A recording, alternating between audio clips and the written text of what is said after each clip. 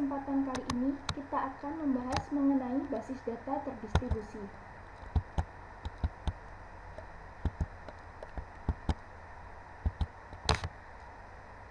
Pokok bahasan pada materi kali ini adalah pendahuluan, tipe basis data terdistribusi, arsitektur basis data terdistribusi, penyimpanan data pada sistem terdistribusi, manajemen katalog terdistribusi, query terdistribusi, join pada DBMS terdistribusi, optimasi query pada DBMS terdistribusi, mengubah data terdistribusi, locking pada sistem terdistribusi, dan distributed recovery. Tujuan pembelajaran pada materi kali ini, yang pertama, memahami perbedaan DBMS terdistribusi dan DBMS terpusat. Yang kedua, memahami arsitektur basis data terdistribusi. Yang ketiga, memahami penyimpanan data, katalog data pada sistem terdistribusi. Memahami query dan optimasi query pada DBMS terdistribusi. Memahami bagaimana mengubah data, melakukan locking data pada DBMS terdistribusi, dan memahami bagaimana menangani kegagalan pada sistem terdistribusi. Pendahuluan. Basis data terdistribusi, data disimpan pada beberapa tempat atau site. Setiap tempat diatur dengan suatu DBMS yang berjalan secara independen. Properti pada basis data terdistribusi adalah yang pertama, independent data terdistribusi, yakni pemakai tidak perlu mengetahui letak suatu data. Dan transaksi terdistribusi atomik, yaitu pemakai dapat menuliskan transaksi yang mengakses dan mengubah data pada beberapa tempat. Tipe basis data terdistribusi. Terdapat dua tipe basis data terdistribusi. Yang pertama, homogen, suatu sistem di mana setiap tempat menjalankan tipe DBMS yang sama, dan heterogen, yaitu suatu sistem di mana setiap tempat yang berbeda menjalankan DBMS yang berbeda, berupa relasional DBMS atau non-relasional DBMS. Berikut ini merupakan skema untuk basis data terdistribusi heterogen. Arsitektur basis data terdistribusi. Terdapat dua arsitektur alternatif, yaitu arsitektur client-server dan arsitektur collaboration server. Arsitektur client-server. Sistem client-server mempunyai satu atau lebih proses client dan proses server, dan juga sebuah proses client dapat mengirim query pada sembarang proses server. Client bertanggung jawab pada interface user, sedangkan server mengatur data dan mengeksekusi transaksi. Berikut ini gambaran untuk arsitektur client-server, di mana klien dapat mengirim ke beberapa server yang berbeda. Alasan arsitektur ini menjadi populer adalah yang pertama, implementasi yang relatif sederhana karena pembagian fungsi yang baik dan server yang tersentralisasi. Mesin server yang mahal sehingga utilitasnya tidak terpengaruh pada interaksi pemakai. Yang ketiga, klien dapat menjalankan interface berbasis grafis sehingga lebih mudah dibandingkan dengan interface server yang tidak user-friendly. Pada saat menulis aplikasi client-server, perlu diingat batasan antara klien dan server untuk menjaga komunikasi antara keduanya yang berorientasi himpunan. Khususnya, membuka kursor dan mengambil tuple pada satu waktu membangkitkan beberapa pesan dan dapat diabaikan. Arsitektur collaboration server. Collaboration server digunakan untuk mengurangi perbedaan yang digunakan oleh alternatif arsitektur client server. Terdapat sekumpulan server berbasis data yang menjalankan transaksi data lokal yang bekerja sama mengeksekusi transaksi pada beberapa server. Jika server menerima query yang membutuhkan akses data pada server lain, sistem akan membangkitkan subquery yang dieksekusi server lain dan mengambil hasilnya bersama untuk menggabungkan menjadi query asal. Berikut ini gambaran arsitektur collaboration server. Penyimpanan data pada sistem terdistribusi. Relasi disimpan pada beberapa tempat. Pengaksesan relasi yang disimpan pada remote site mengakibatkan biaya melewatkan pesan. Untuk menguranginya, sebuah relasi dipartisipasi atau difragmentasi ke beberapa tempat, di mana fragmen tersebut sering diakses. Fragmentasi. terdiri dari relasi yang dibagi ke relasi atau fragmen yang lebih kecil dan mengirim fragmen tersebut pada beberapa tempat. Terdapat dua macam fragmentasi, yaitu fragmentasi horizontal, di mana setiap fragmen terdiri dari sebuah subset baris dari relasi asal. Sedangkan fragmentasi vertikal, yaitu setiap fragmen terdiri dari sebuah subset kolom dari relasi asal. Berikut ini gambaran untuk fragmentasi vertikal yang menggabungkan dua kolom dan fragmentasi horizontal yang menggabungkan dua baris. Replika merupakan proses menyimpan beberapa kopi dari sebuah relasi atau fragmen relasi. Keseluruhan relasi dapat direplikasi pada satu tempat atau lebih. Gambar berikut ini merupakan ilustrasi proses replikasi. Dia akan melakukan pengkopian database pada dua tempat yang berbeda. Motivasi untuk replika, yaitu meningkatkan ketersediaan data. Jika sebuah tempat yang berisi replika melambat, kita dapat menemukan data yang sama pada tempat lain. Jika kopi lokal dari relasi yang di remote tersedia, maka tidak terpengaruh saluran komunikasi yang gagal. Evaluasi query yang lebih cepat karena dapat menggunakan kopi lokal dari relasi termasuk ke remote site. Manajemen katalog terdistribusi. Menyimpan data terdistribusi pada beberapa tempat dapat menjadi sangat kompleks dengan nama yang berbeda. Penyimpanan data, bagaimana relasi difragmentasi atau direplikasi, bagaimana fragmen relasi didistribusikan ke beberapa tempat dan disimpan. Query terdistribusi. Fragmentasi horizontal. Tupel dengan rating kurang dari 5 pada Shanghai, lebih dari sama dengan 5 pada Tokyo, maka harus dihitung sum dan count pada kedua tempat. Fragmentasi vertikal. SID dan rating pada Shanghai, sname dan age pada Tokyo. Replikasi. Sailor dikopikan pada kedua tempat. Join pada DBMS terdistribusi. Contohnya, London menyimpan 500 halaman Sailor dan Paris mempunyai 1000 halaman reserve. Berikut ini adalah gambarannya. Semi-join. Teknik ini ditujukan untuk mengurangi jumlah tupel reserves yang dikirim dengan mengurangi biaya komputasi dan proyeksi pengiriman dan untuk biaya pengiriman relasi reserves penuh. Idenya terdiri dari langkah-langkah sebagai berikut. Di London, proyeksikan Sailor ke kolom join dan kirimkan ke Paris. Di Paris, lakukan join pada proyeksi Sailor dengan reserves. Hasil join disebut reduksi dari reserves dengan Sailor. Dikirimkan reduksi reserves ke London. Pada London, join Sailor dengan reserves yang sudah direduksi. Optimasi query pada DBMS terdistribusi. Untuk optimasi query pada sistem terdistribusi menggunakan pendekatan biaya. Perbedaan optimasi query pada sistem terdistribusi dan sistem tersentralisasi adalah: yang pertama, biaya komunikasi harus dipertimbangkan. Yang kedua, otonomi tempat lokal harus diperhatikan. Yang ketiga, menggunakan metode join terdistribusi yang baru. Mengubah data terdistribusi. Replikasi transaksi dapat dilakukan dengan cara yang pertama, sinkronus replikasi, yaitu semua kopi relasi yang dimodifikasi harus diubah sebelum modifikasi transaksi commit. Distribusi data dibuat transparan ke pemakai. Dan asynchronous replication, yaitu kopi dari sebuah relasi yang dimodifikasi hanya diubah secara periodik. Kopi yang berbeda akan keluar dari sinkronisasi. User harus waspada pada distribusi data, dan produk saat ini mengikuti pendekatan ini. Sinkronus replikasi. Dua teknik untuk menjamin transaksi terlihat nilai yang sama dengan kopi. Yang pertama, voting. Transaksi harus menuliskan mayoritas kopi untuk memodifikasi sebuah objek. Harus membaca cukup kopi untuk meyakinkan bahwa terlihat setidaknya pada satu kopi saat itu. Teknik ini biasanya tidak atraktif karena pembacaannya adalah biasa. Read any write all. Penulisan lebih lambat dan pembacaan lebih cepat daripada teknik voting. Teknik ini banyak digunakan pada synchronous replication.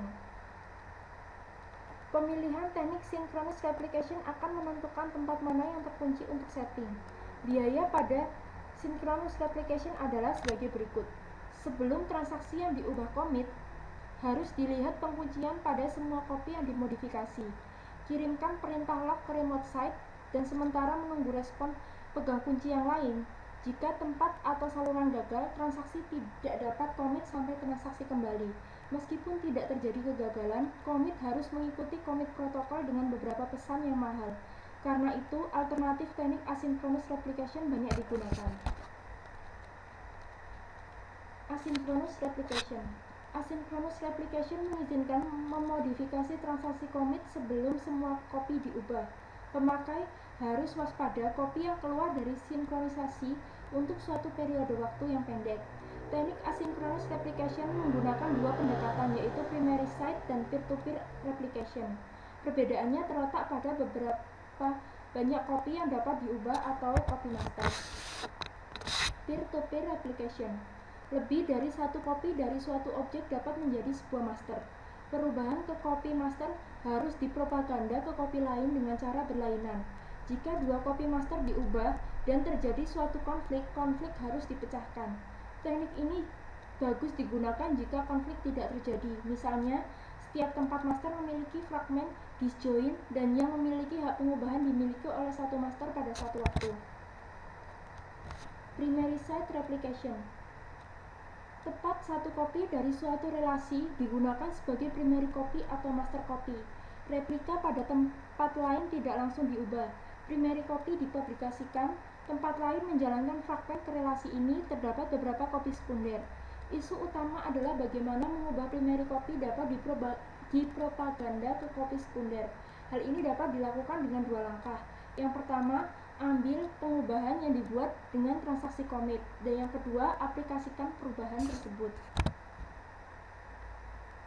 Primary site pada asynchronous replication. Isu utama dalam mengimplementasikan primary site ke replication adalah menentukan berapa banyak perubahan ke primary copy dipropaganda ke copy sekunder. Perubahan biasanya dipropaganda dalam dua langkah, yaitu capture dan apply.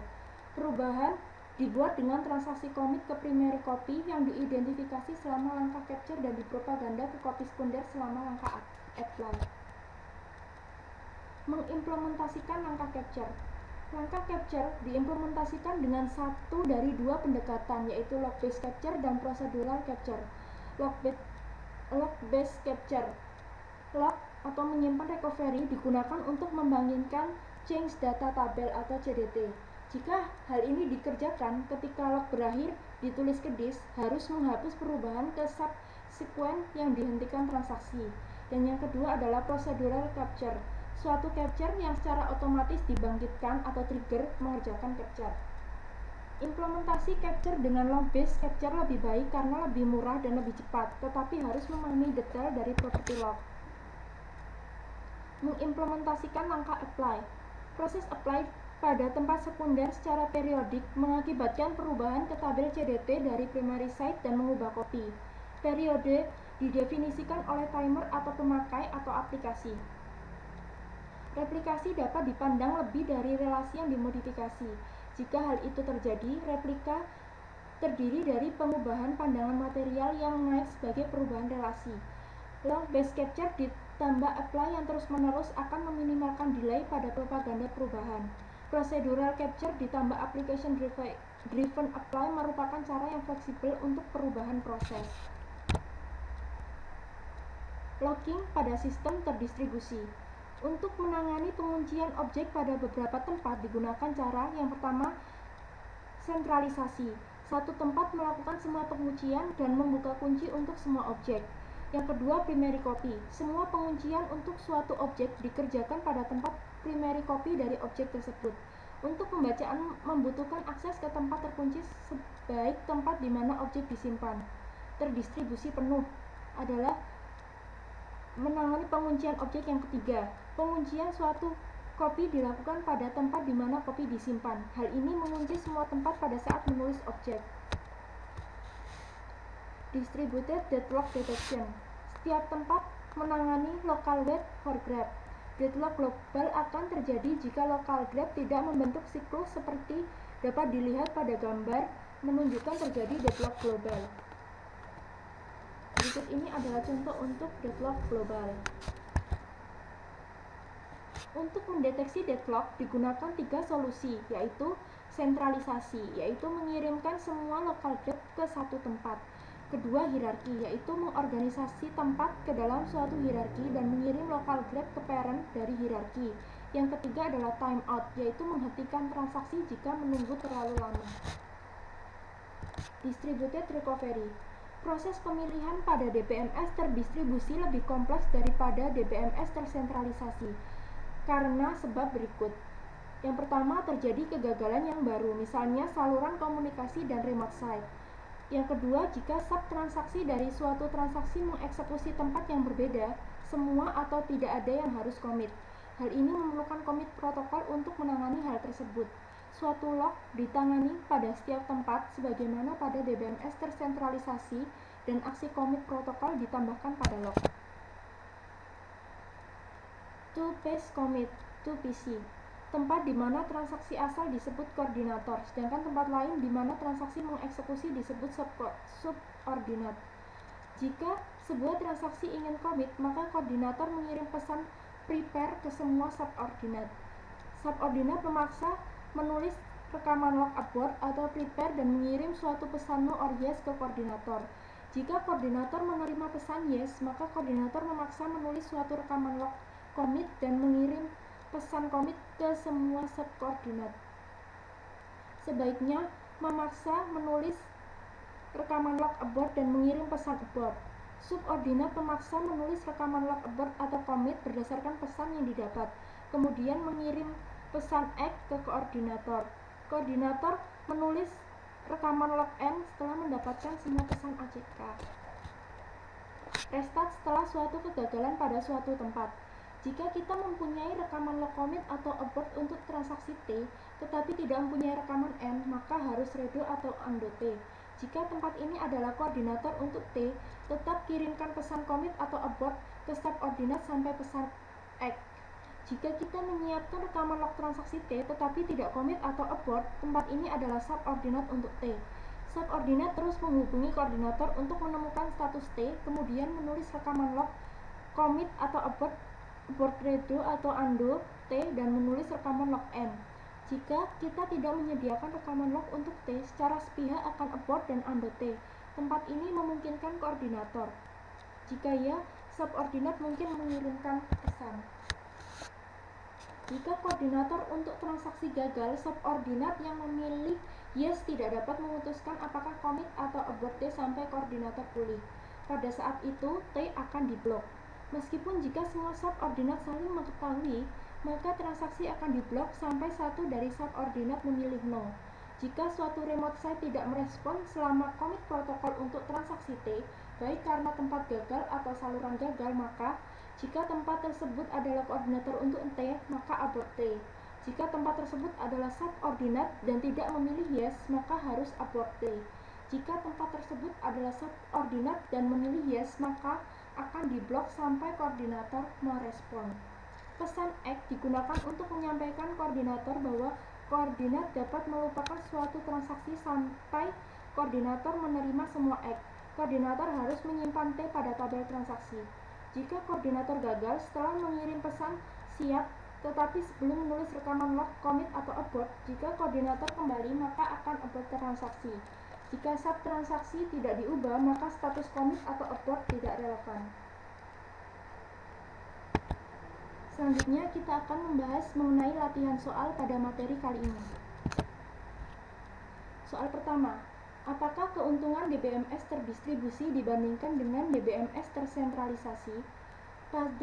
Pada basis data terdistribusi, data disimpan pada beberapa lokasi dengan tujuan untuk membuat distribusi yang transparan.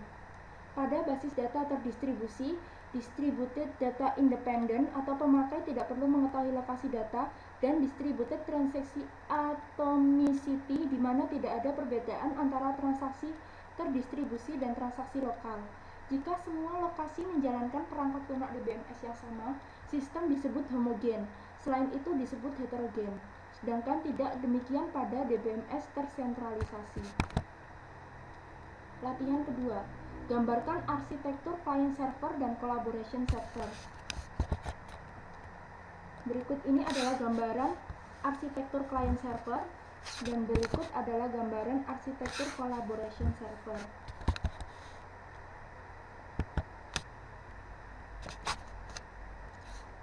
Soal ketiga, pada arsitektur collaboration server, jika suatu transaksi dikirim ke DBMS, akan digambarkan bagaimana aktivitas tempat yang berbeda dikoordinasi.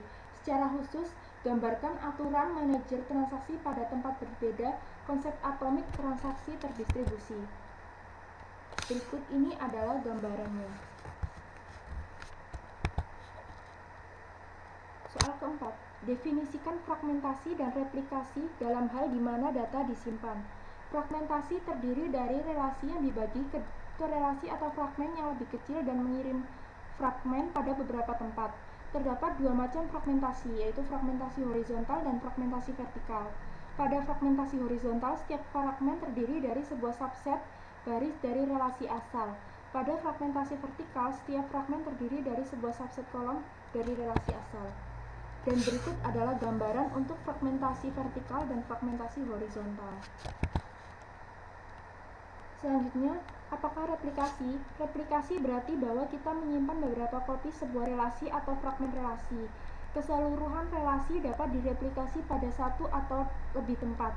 Sebagai contoh, jika relasi R difragmentasi ke R1, R2, dan R3, kemungkinan terdapat hanya satu kopi R1, di mana R2 adalah replikasi pada dua tempat lainnya, dan R3 replikasi pada semua tempat. Dan berikut adalah gambarannya. Soal kelima, apa perbedaan antara replikasi sinkronus dan asinkronus?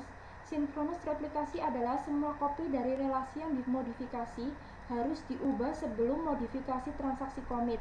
Distribusi data dibuat transparan ke pemakai. Sedangkan asinkronus replikasi adalah kopi dari sebuah relasi yang dimodifikasi hanya diubah secara periodik. Kopi yang berbeda akan keluar dari sinkronisasi. User harus waspada pada distribusi data. Produk saat ini mengikuti pendekatan ini. Definisikan distributed data independence. Distributed data independence adalah pemakai tidak perlu mengetahui lokasi data. Soal ketujuh, bagaimana teknik voting dan read one write all diimplementasikan pada replikasi sinkronus? Yang pertama, voting. Transaksi harus menulis mayoritas kopi untuk memodifikasi sebuah objek. Harus membaca cukup kopi untuk meyakinkan bahwa terlihat setidaknya satu dari kopi saat itu. Misalnya terdapat 10 kopi, 7 penulisan untuk perubahan, dan 4 kopi untuk pembacaan. Setiap kopi mempunyai nomor versi. Teknik ini biasanya tidak atraktif karena pembacaan adalah hal yang biasa. Read any, write all, yaitu penulisan lebih lambat dan pembacaan lebih cepat daripada teknik voting. Teknik ini banyak digunakan pada sinkronus replikasi. Soal ke-8. Berikan penjelasan bagaimana asynchronous replication diimplementasikan, khususnya jelaskan maksud capture dan apply. Isu utama dari mengimplementasikan primary site replication adalah menentukan berapa banyak perubahan ke primary copy di propaganda ke copy sekunder.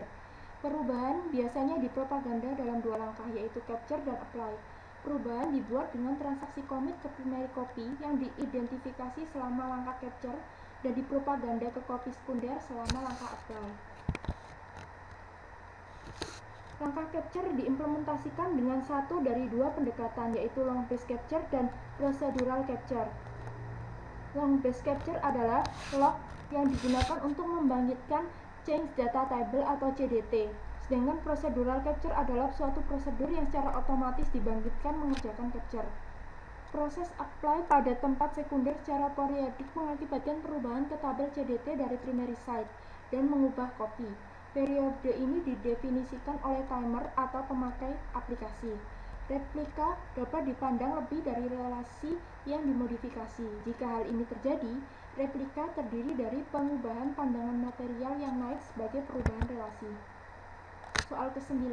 Apakah perbedaan antara long base dan prosedural untuk implementasi capture? Long base capture adalah log yang digunakan untuk membangkitkan change data table atau CDT. Sedangkan procedural capture adalah suatu prosedur yang secara otomatis dibangkitkan untuk mengerjakan capture. soal yang ke-10, mengapa pemberian nama unik pada objek basis data lebih kompleks pada DBMS terdistribusi? Karena jika suatu relasi difragmen dan direplika, setiap partisi memerlukan nama global yang unik yang disebut relation name. Manajemen katalog terdistribusi diperlukan untuk menyimpan rekaman di mana data disimpan.